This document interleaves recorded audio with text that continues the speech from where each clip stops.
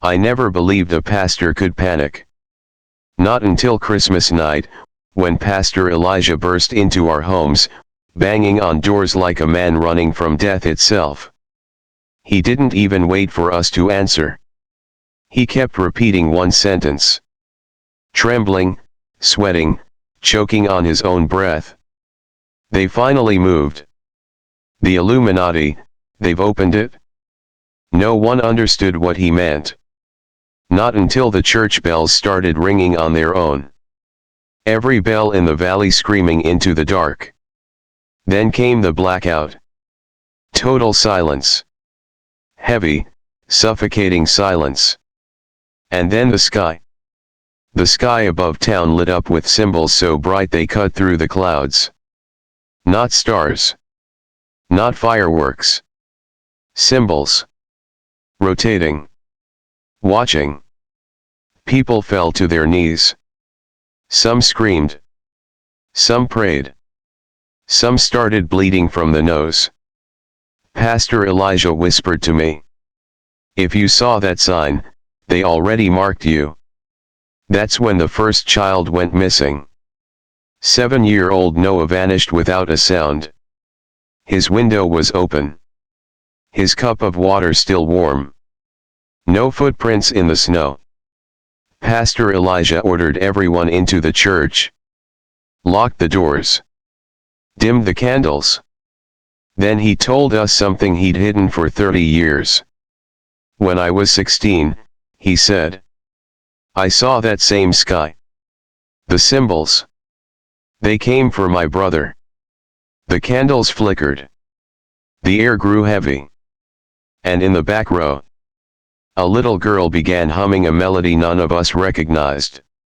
She stared at the ceiling. Eyes unfocused.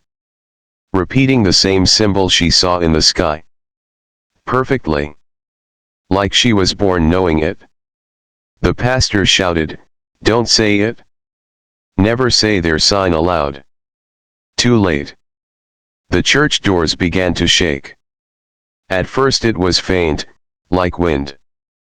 But the storm outside had stopped an hour ago.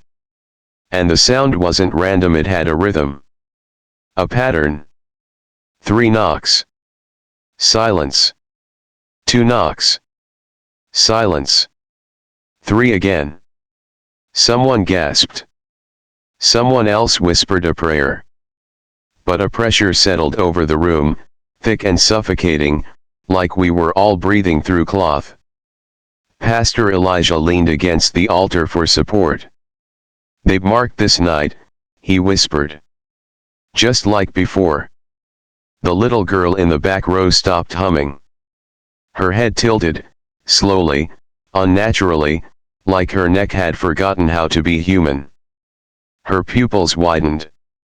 Her lips parted. And in a soft, eerie voice she said, He's not outside. Everyone froze. The pastor swallowed. What did you say, child? She blinked once. Then lifted her hand and pointed not to the doors, but to the ceiling beams above us. A creak echoed overhead. Someone or something was walking across the rafters. The old wood groaned under its weight. Dust drifted down like falling ash. Children started crying. Mothers held them tight. Pastor Elijah raised his lantern toward the ceiling. The light shook in his hand. Something was up there with us. We saw a shadow first. Long. Thin. Too thin. It stretched across the wooden beams like it didn't belong to bone or muscle. Then, a face lowered between the rafters. Not fully. Just enough for us to see the eyes. Pale. Reflective. Watching us with animal stillness. The pastor dropped his lantern. The girl began humming again, but now it wasn't random. It matched the shaking of the door. Matched the creature's slow crawling above us. Stop her, someone cried. But no one dared touch her. Her voice grew louder. Higher. Sharper. Hum, hum, hum. The sound vibrated through the pews, through the floor, through our teeth. She's answering them, the pastor whispered. That melody is not human. It's a reply.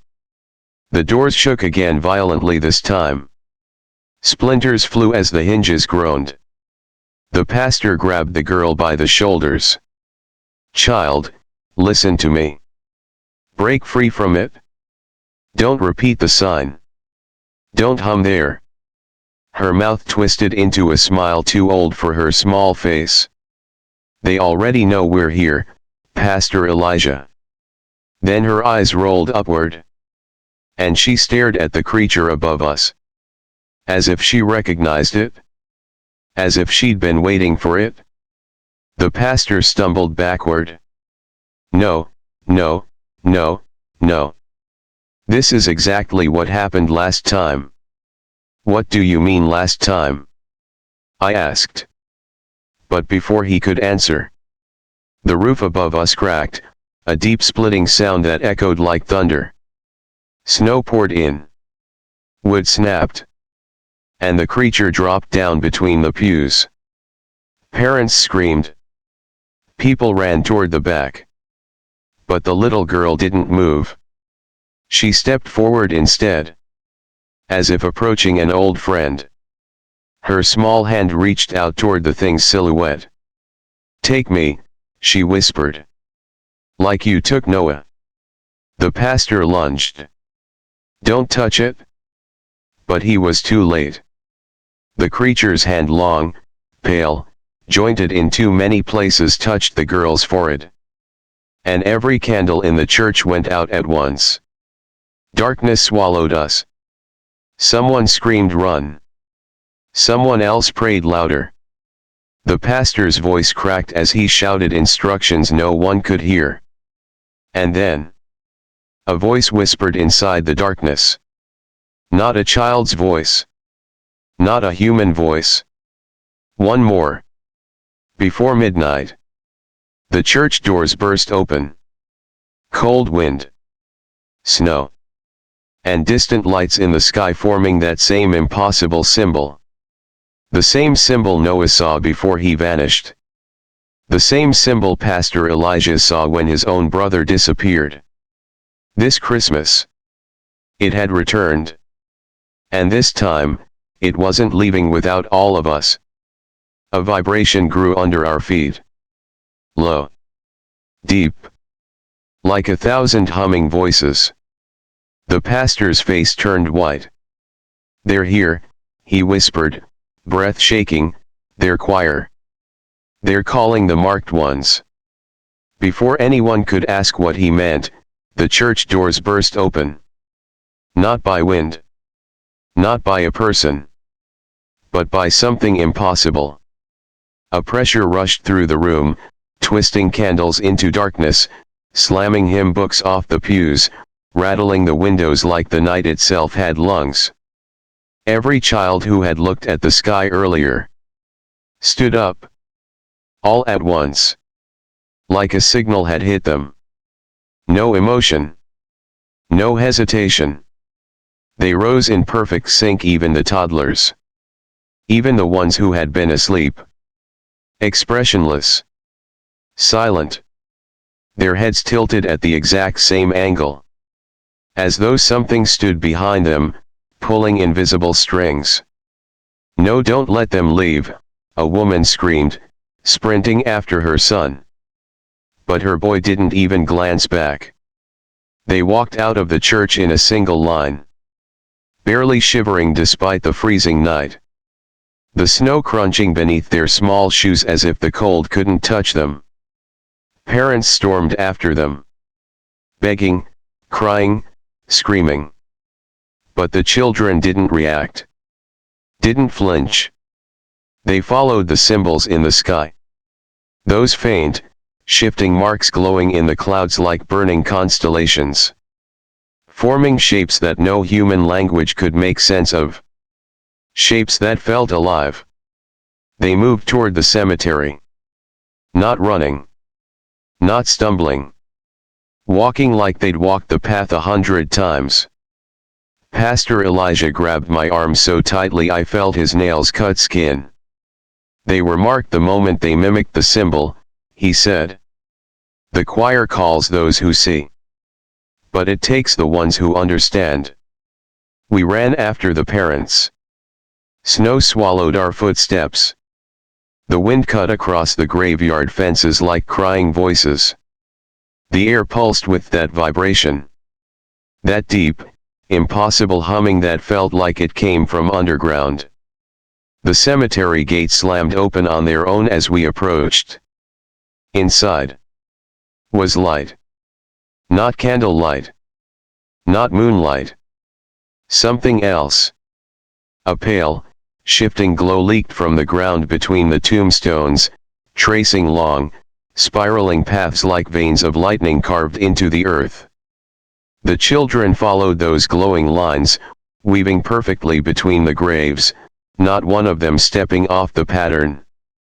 "Stop them," someone yelled. A father lunged for his daughter. But the moment his fingers touched her coat, he was thrown backward as if an invisible wall had exploded outward. He flew 6 feet through the air, crashing into the snow with a bone-cracking thud. His daughter never even blinked. The pastor ran forward, shouting scripture, shouting warnings, shouting anything he could.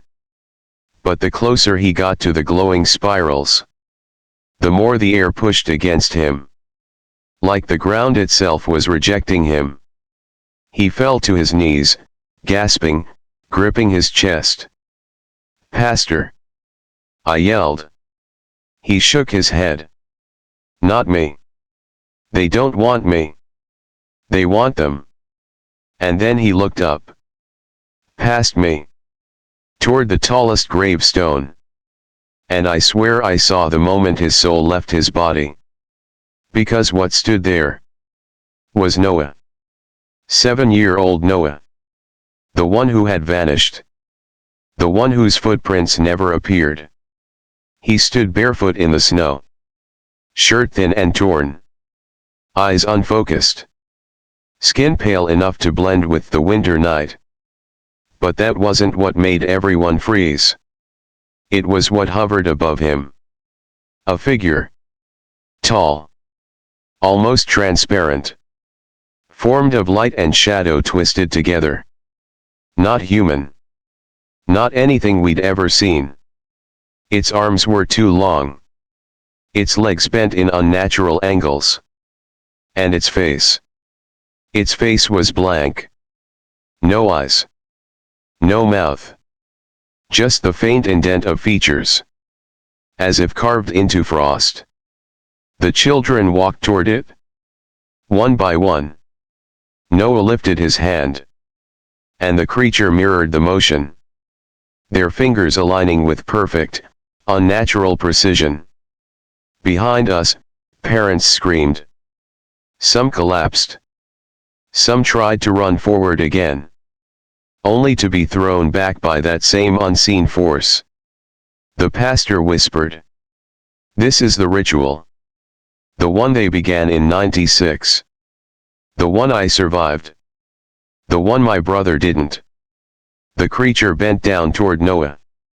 Snow lifted in a slow swirl around them. Caught in a current of energy none of us could understand. And then the creature opened its face. Like a flower peeling apart. Like skin unzipping. Like bone rearranging. No eyes. No mouth. Just a glowing hollow. Wide enough for a child to step through. The children walked faster. "Stop them," a mother shrieked, trying again to grab her son. But invisible hands slammed her into a gravestone so hard the stone cracked. The creature's humming intensified. The ground above the graves began to glow brighter. The sky symbols twisted faster. Responding to the being below like it was a conductor calling a cosmic choir. And Noah stepped forward. Right toward the creature's open hollow. His body didn't shake. Didn't hesitate. He lifted his foot and stepped inside. The glow surged. The humming grew deeper. The spiraling patterns on the ground pulsed outward like a heartbeat. 2 children followed. Then 3. Then 4. And then every candle in the church behind us relit themselves. Every bell in town rang at once. Every grave vibrated so violently snow poured off them like waterfalls. The pastor staggered to his feet. "This is the harvest," he whispered. "They're taking them to finish it." "What harvest?" I cried. He looked at me with eyes full of 30 years of terror. "The illuminated choir doesn't kill children. They replace them." A cold breeze swept across the cemetery. Behind the creature, in the swirling light, I saw silhouettes. Dozens. Children-sized. But not shaped like children. Limbs slightly too long. Head slightly too narrow. They moved behind the creature like shadows waiting for bodies. Waiting for hosts. Waiting for ours. The pastor grabbed my coat. "Listen to me." The sky symbols flared. Blinding white. And the creature let out a sound so deep the ground cracked beneath our feet. The children stopped walking. They all turned. Every single one. And in one voice, perfectly in sync, they whispered, "One more." Then they all looked at me. In the cemetery, we saw it. The symbols were descending. Not drifting. Not falling. Descending. Like they were lowering themselves with purpose. Like something above us had released them. Glowing shapes hovered in the sky, shifting geometry folding in on itself over and over. Triangles bending into circles. Circles opening like pupils. Lines weaving together like metal ribs. They weren't UFOs. They weren't drones. They were gates. The biggest one hovered directly over the oldest section of the graves. The part no one visited anymore. Where every tombstone was cracked, tilted, or covered in black moss. The children walked straight toward it. No hesitation. No fear.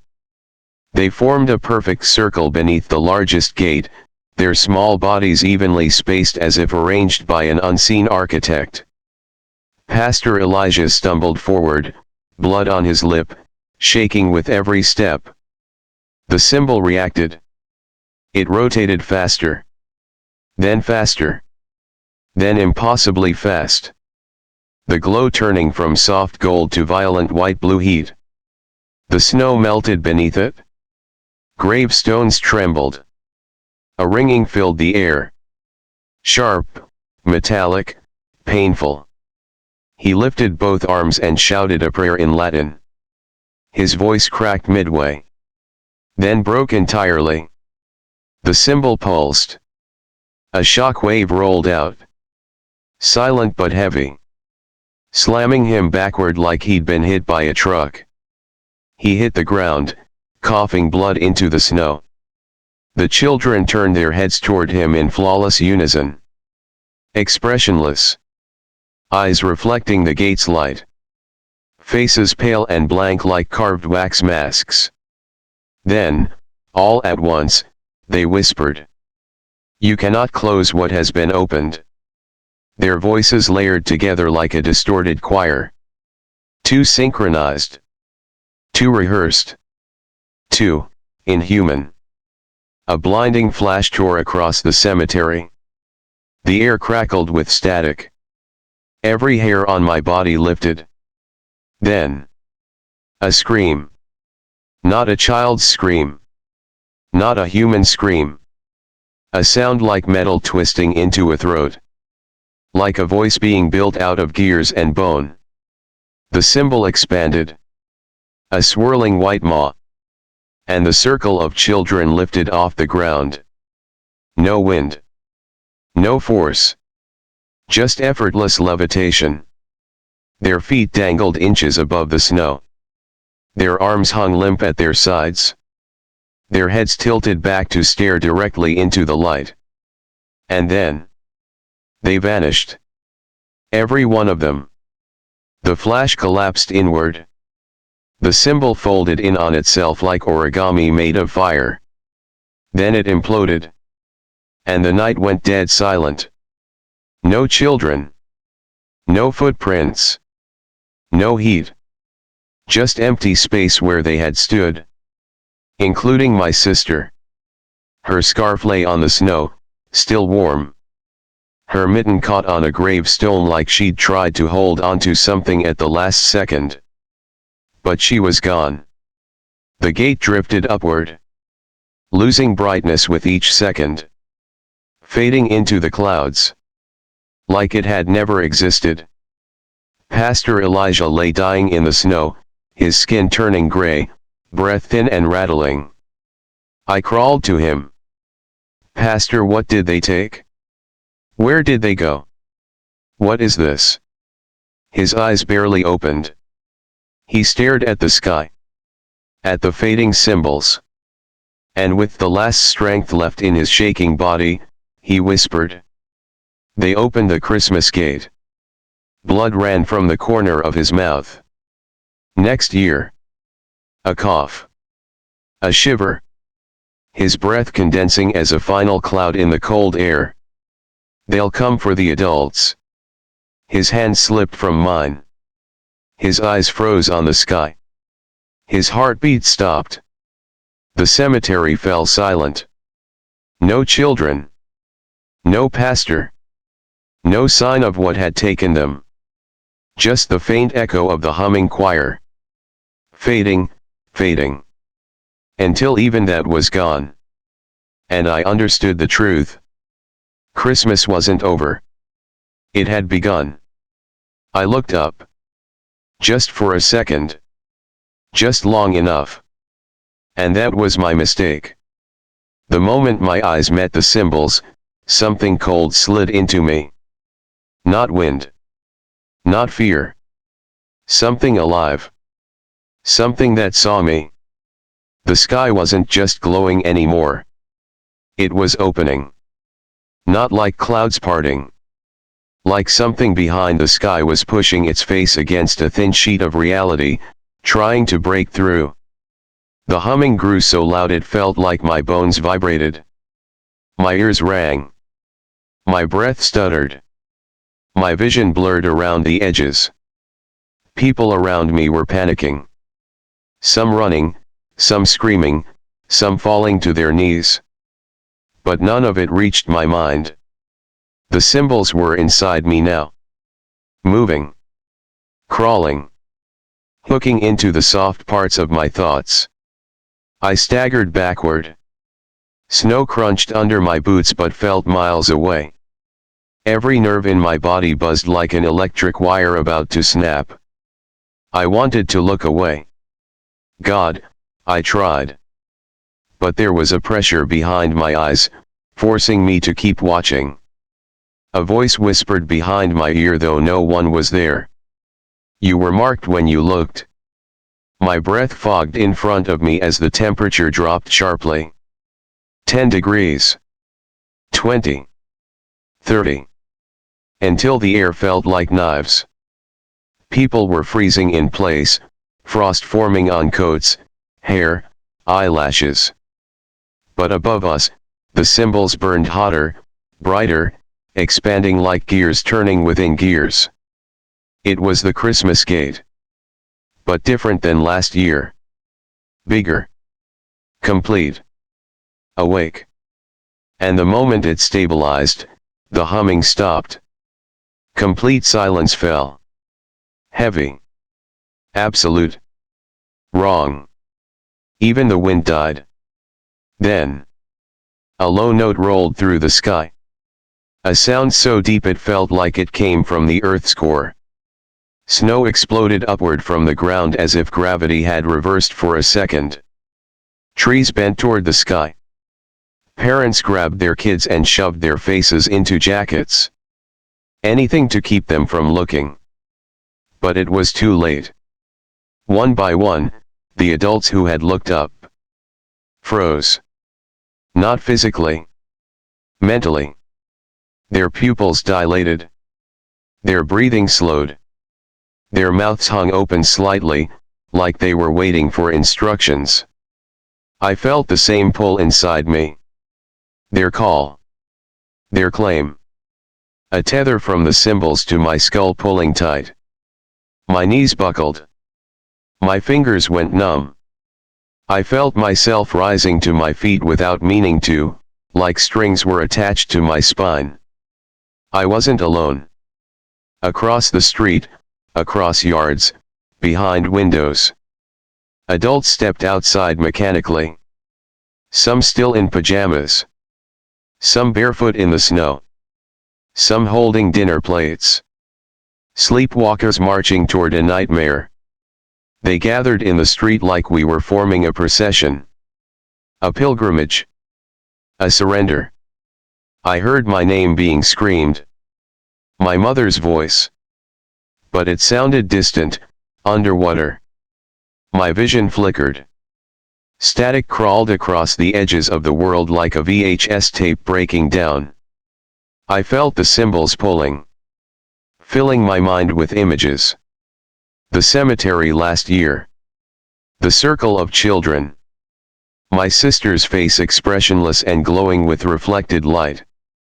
The moment they were pulled upward, bodies dissolving into thin beams of gold. But now I saw where they went. A city of light beyond the symbols. Cold, geometric towers. Endless hallways. Rows and rows of children standing silently, facing a pulsing core. Waiting. Preparing. Becoming something else. And in that vision, I saw my sister. Her eyes weren't eyes anymore. Just swirling gold symbols, like tiny galaxies trapped behind glass. She turned toward me. "Don't fight it," she whispered, but it echoed like a chorus of 1,000 voices. "It hurts more if you fight." My teeth chattered. My skull felt like it was cracking from the inside. The symbols pulsed harder, urging me to step forward.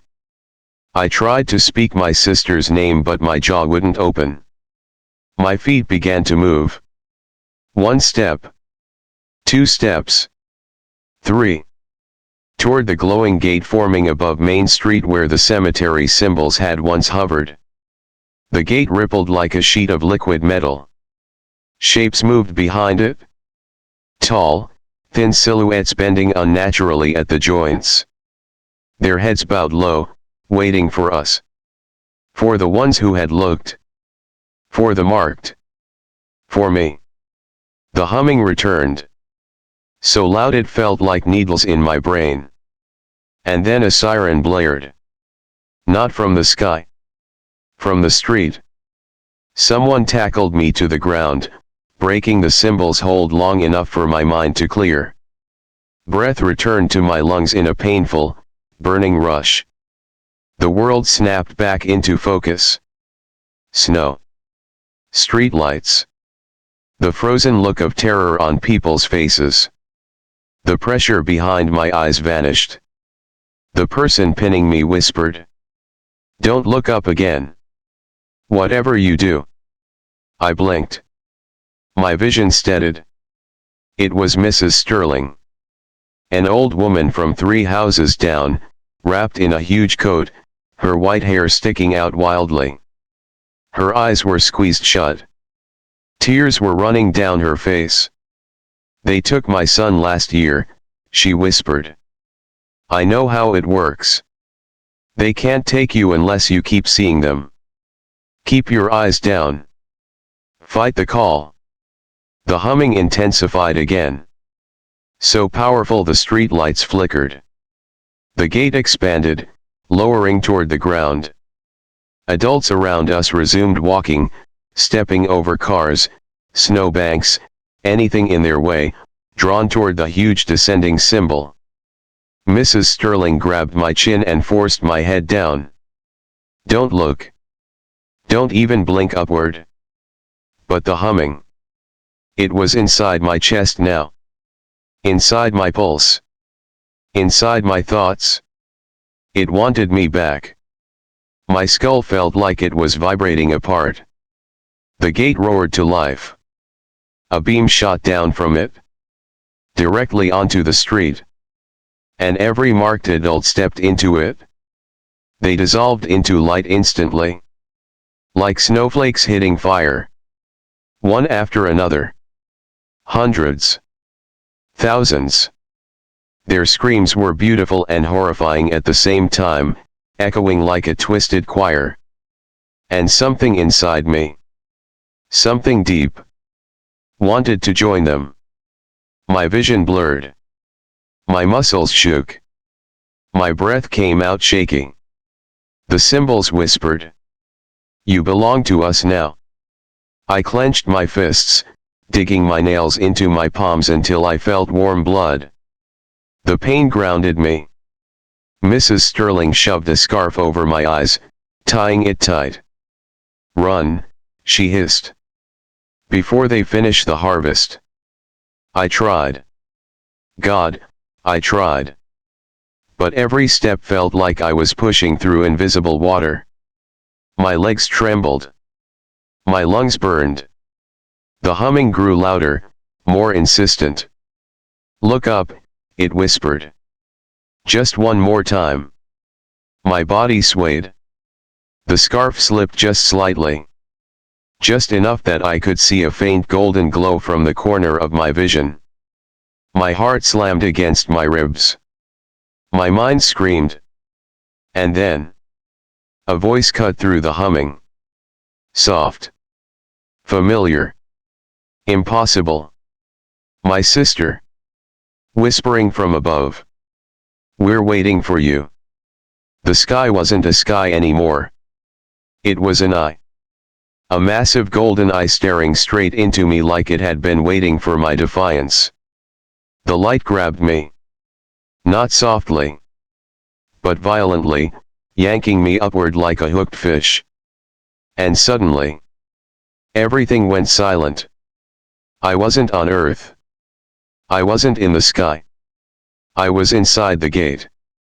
A chamber of humming metal and shifting shadows. Surfaces curved like liquid steel. Air buzzing like electricity trapped in a jar. Figures moved around me. Tall, thin, barely human. Their faces made of light and geometry, constantly rearranging. Then my sister stepped forward. Her skin glowed. Her eyes were bottomless black. "Now you understand," she whispered. "It's not taking. It's choosing." I couldn't move. Invisible strings held my arms, my legs, even my breath. A shadow figure lifted a hand and touched my forehead. And suddenly, I saw everything. The children weren't dead. They weren't lost. They were changed. Chosen. Turned into something between human and light. Messengers. Harbingers. Blueprints for what humanity would become. My sister placed her hand over my heart. Her voice layered hers and something deeper behind it. "We needed you," she said. "A believer. A resistor. A witness." Symbols ignited across my skin. Glowing lines spreading over my ribs like living scars, burning and freezing at the same time. "You're not being taken," she whispered. "You're being opened." My scream tore out of me. But my voice wasn't alone. Other voices screamed with mine. Hundreds. Thousands. All overlapping. All chanting the same three words. "Look up. Look up. Look up." Then, I was standing back in the cemetery. Snow drifting softly. The sky calm. Silent. The symbols gone. The gate closed. But the world had changed. People were stepping outside their homes. Eyes unfocused, drawn by something they couldn't name. Something they couldn't see. Something inside me. I felt the glow beneath my shirt. The symbols pulsing like an extra heartbeat. And I understood what I had become. Not their victim. Not their prisoner. Their signal. Their herald. The voices whispered inside my skull. Open the gate. Across town, Christmas lights flickered violently. Children pointed at the sky without knowing why.